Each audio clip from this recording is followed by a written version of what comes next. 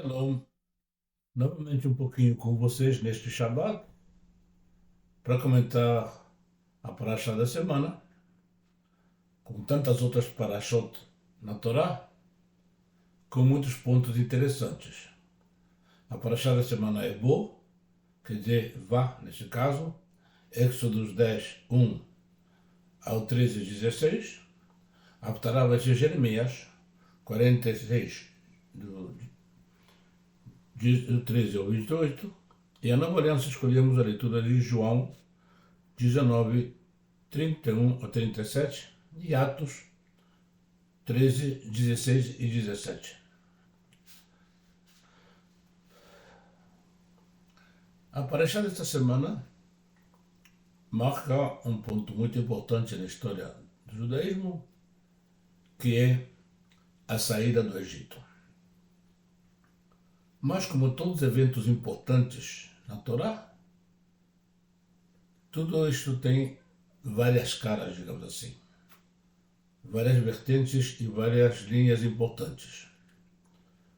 Um dos pontos importantes que marca a saída do Egito é que diz claramente que junto com o povo de Israel saíram muitos outros povos ou escravos ou multidões que aproveitaram para fugir da escravidão no Egito.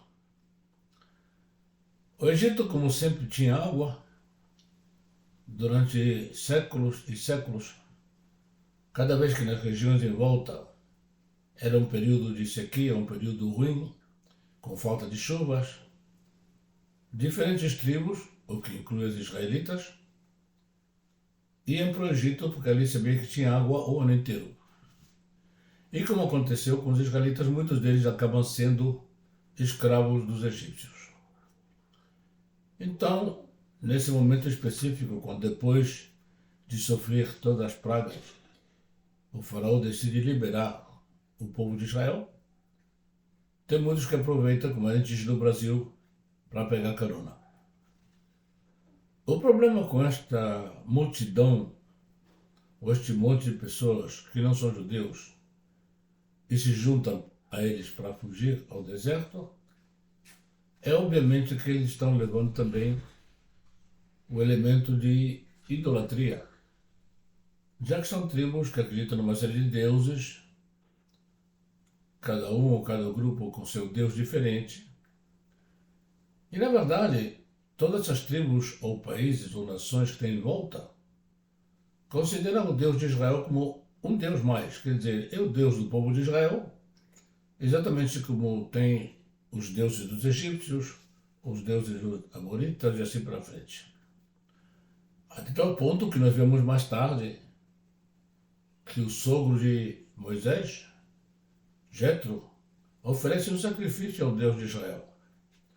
Ele não está acreditando no Deus de Israel, mas como ele chega a visitar a Moisés e a sua tribo, então paga os respeitos, oferece sacrifício a esse Deus que não é o Deus dele. E o conceito de um Deus universal não existe, inclusive não existe para os próprios judeus ainda. E na prática, quando mais tarde vai ser levantado o tabernáculo, vai começar essa unificação das tribos e a unificação também do culto, da liturgia religiosa. Mas isso vem lá para frente. Então, essa mistura de gente, essa mistura de pessoas, de tribos, que vão sair com o povo de Israel do Egito, levam consigo a idolatria, o culto a seus próprios deuses. O problema é que a idolatria não sumiu, nem desapareceu. A idolatria tem a sua base num ponto muito importante, e que é simplesmente falta de fé. Quer dizer, quando eu sou incapaz, por fé, de acreditar num Deus que não tem uma forma física, eu fico procurando qualquer coisa que represente esse Deus. A fraqueza humana, a falta de fé, procura uma simbologia, alguma coisa mais prática, que dá para tocar com a mão, mais concreta. Porque a fé num Deus invisível, sem nenhuma representação física, é muito difícil chegar a ela. E essa idolatria continua ao longo dos séculos. Mesmo hoje nós temos muitas e variadas formas de idolatria, também no judaísmo, e praticamente em todas as religiões. Quer dizer, nenhum crente em Buda deixa de ter uma estátua de Buda na sua casa ou no seu templo. Porque Buda é um ser humano e vai ser representado como um ser humano. Yeshua, o rabino da Galileia, foi, no momento determinado, um corpo humano, e então é muito mais fácil acreditar nele como um ser físico que no que nós chamamos Ruach Hashem, o Espírito Santo, que é invisível. Essa dificuldade das pessoas em ter fé e ao mesmo tempo ter mais fé ou confiança em alguma coisa que é tangente, que é física, leva a uma adoração à simbologia. Então, aqueles que levam uma cruz ou levam a estrela de David e acham que o mais importante é dar um beijinho na cruz, ou dar um beijinho na estrela de David, ou o judaísmo mais ortodoxo que fica beijando a mezuzá na porta da casa, ou orando a fotografias de rabinos, ou acendendo velas. Todos os elementos da água benta, das velas, das moedinhas, dos amuletos, são coisas concretas que é mais fácil ver e tocar que ter fé num Deus invisível. Então a idolatria continua solta por aí, em todo tipo de religião, porque todos os seres humanos têm as mesmas fraquezas, seja qual for a fé deles, ou melhor dito, a falta de fé deles. O que é que acontece então?